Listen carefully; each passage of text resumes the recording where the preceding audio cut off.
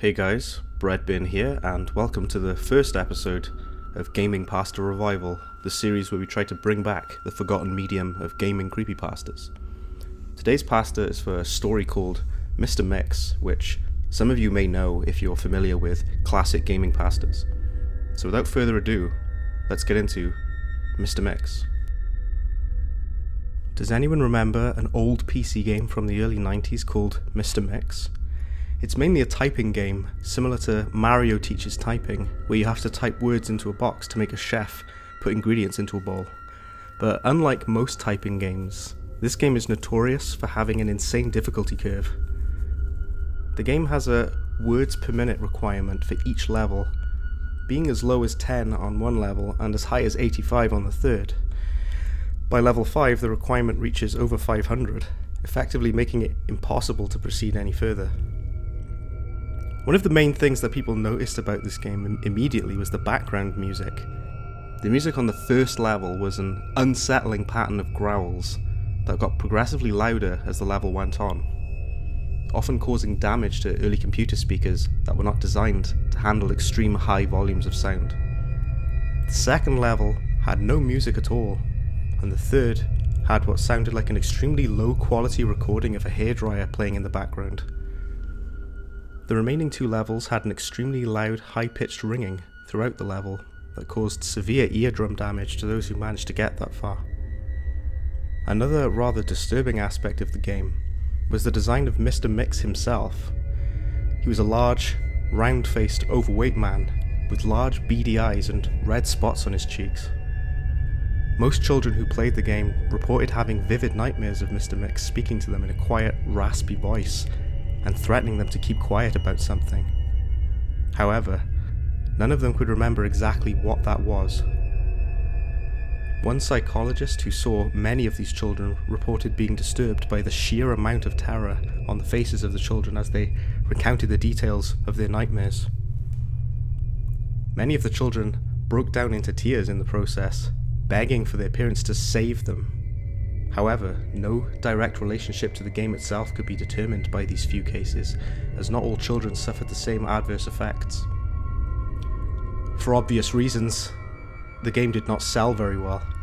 It remained in relative obscurity until a few years ago, when PC hackers got a hold of a ROM of the game and started digging through it. Using memory hacking software, they managed to crack the game's code and bypass the impossible fifth level of the game. What they found, however, was extremely disturbing and caused many of them to quit the expedition altogether. According to the reports that these hackers left behind, the game behaves very strangely if the fifth level is bypassed. The game crashes violently and closes, writing a bunch of files to the user's System32 directory to the point that the RAM was almost completely full. These files are reportedly pictures of people with horribly deformed faces, appearing to scream in pain and agony, with their eyes appearing to be bleeding from their tear ducts, and their outer layer of skin torn clean off in multiple places. If the user attempts to delete these files, the computer will violently crash and blue screen, causing permanent irreparable damage to the user's hard drive. The hackers found that this was caused by a lone byte in the game's ROM that triggered when the fifth level was completed. After removing this byte, they were able to proceed to the sixth and final level. Unfortunately, all of the original hackers declined to discuss what they saw in the final level. All of them became extremely paranoid and reclusive, refusing to talk about anything related to the game, and showing astonishingly extreme symptoms of post-traumatic stress disorder. Most of them ceased to be able to form coherent sentences within a week, and within a month, all of them went missing. All remaining copies of the game were destroyed. To this day, no one knows what was in that game that caused them so much psychological damage. Maybe it's better that way. 2 years after the incident, a man was arrested after trying to kidnap an 8-year-old girl from a grocery store. Through DNA and fingerprint analysis, the man was identified as one of the original hackers who had viewed the final level of the game. He was wearing a white chef's hat and had a look of unspeakable malice and insanity on his face. When interrogated, the man would only say one thing: I'm Mr. Mix. Shh. So that was Mr. Mix, as I say, a classic, well-known gaming pasta. I don't think it's too bad, aside from the ending. I think the ending is a little bit silly and a little bit cheesy and goofy. You know, this guy dressed as a chef who was severely affected by what he saw in the game, and he sort of took on the appearance of Mr. Mix and started to behave like him and dress like him.